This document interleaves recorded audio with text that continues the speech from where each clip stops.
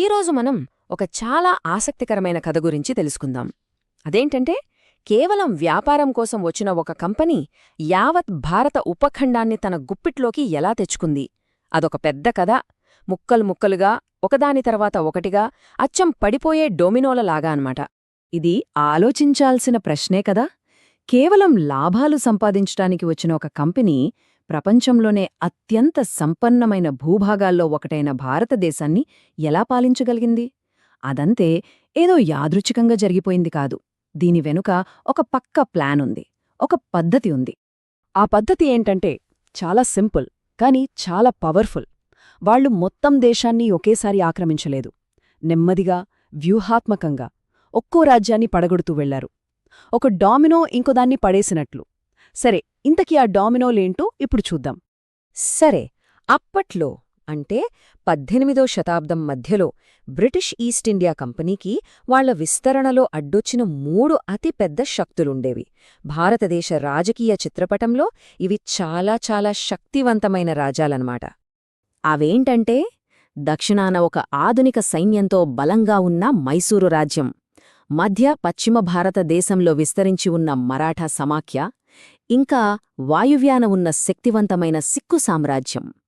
ఒకటి మాత్రం నిజం, ఈ మూడింటిని జయించకుండా భారతదేశంపై పూర్తి ఆధిపత్యం సాధించడం అసాధ్యం. రైట్, మొదటి డామినోతో మొదలుపెడదాం. అదే మైసూరు. హైదర్ అలీ, ఆ తర్వాత ఆయన కొడుకు టిప్పు సుల్తాన్ నాయకత్వంలో మైసూరు రాజ్యం బ్రిటిష్ వాళ్లకు ఒక పెద్ద సవాలు విసిరింది. ఎందుకంటే అది మామూలు రాజ్యం కాదు, చాలా ఆధునికంగా, కేంద్రీకృతంగా, ఇంకా చెప్పాలంటే సైనికంగా చాలా శక్తివంతమైన రాజ్యం. ఇక్కడ చూస్తే ఈ పోరాటం ఒక్కరోజులో ముగిసిపోలేదని మనకు స్పష్టంగా తెలుస్తోంది. ఏకంగా 1767 నుంచి 1799 వరకు, అంటే 30 ఏళ్లకు పైగా 4 భీకరమైన యుద్ధాలు జరిగాయి.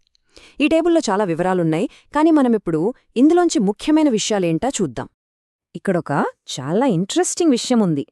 టిప్పు సుల్తాన్ ఆధునిక రాకెట్ టెక్నాలజీని వాడినా కూడా బ్రిటిష్ వాళ్ల రాజకీయ వ్యూహం ముందు అది నిలవలేకపోయింది.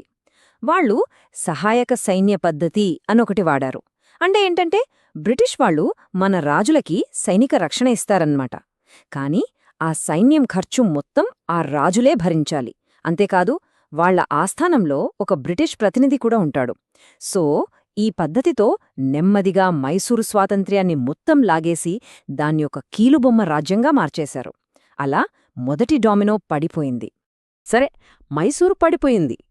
ఇప్పుడు రెండో డోమినో దగ్గరికొద్దాం, మరాఠాలు. ఇక్కడ బ్రిటిష్ వాళ్ల వ్యూహం కొంచెం వేరేగా ఉంది. ఎందుకంటే మైసూరులాగా మరాఠా రాజ్యం కేంద్రీకృతంగా లేదు, అదొక సమాఖ్య. సరిగ్గా ఈ పాయింట్ని బ్రిటిష్ వాళ్లు తమకు అనుకూలంగా వాడుకున్నారు. ఇక్కడ చూడండి, మరాఠా సమాఖ్య అంటే పీష్వా, సింధియా, హోల్కర్, ఇలా 5 ప్రధాన అధికార కేంద్రాల కూటమే అన్నమాట. వాళ్లలో వాళ్లకే పడేది కాదు.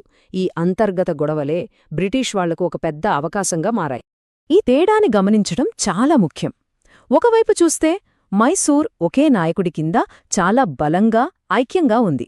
మరోవైపు మరాఠా సమాఖ్యలో 5గురు నాయకుల మధ్య ఎప్పుడూ పోటీ, ఒకరిపై ఒకరికి అనుమానాలు.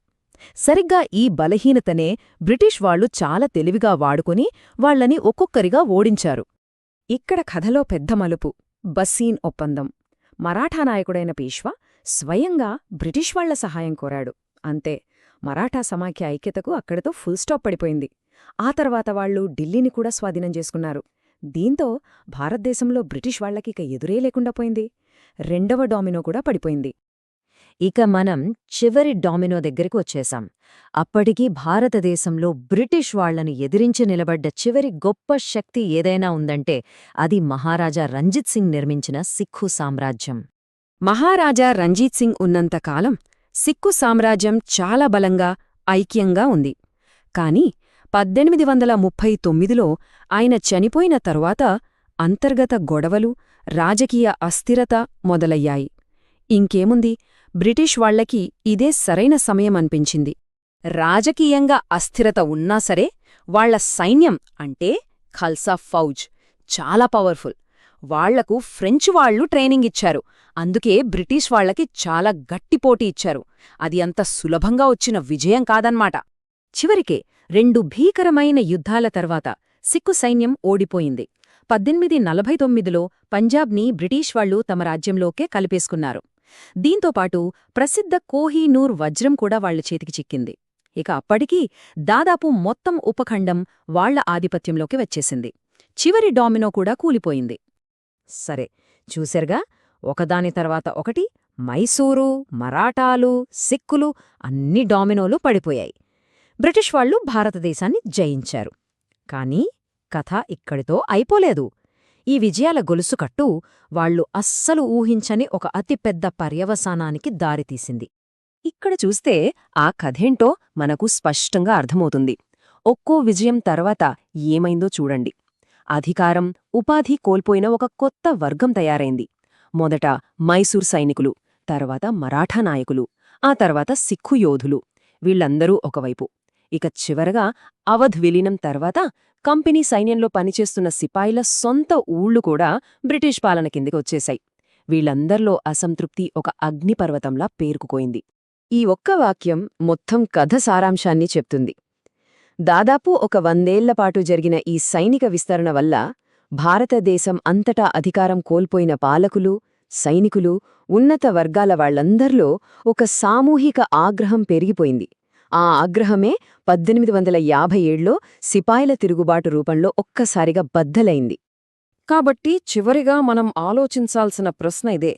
తమ సామ్రాజ్యాన్ని కట్టుకోవడానికి బ్రిటిష్ వాళ్లు వాడిన ఈ డామినో ఎఫెక్ట్ వ్యూహమే చివరికి వాళ్ల పాలనకే అతిపెద్ద సవాలుగా మారిందా? అంటే వాళ్ల విజయానికి, వాళ్ల అతిపెద్ద సంక్షోభానికి రెండింటికీ కారణం ఒక్కటేనా?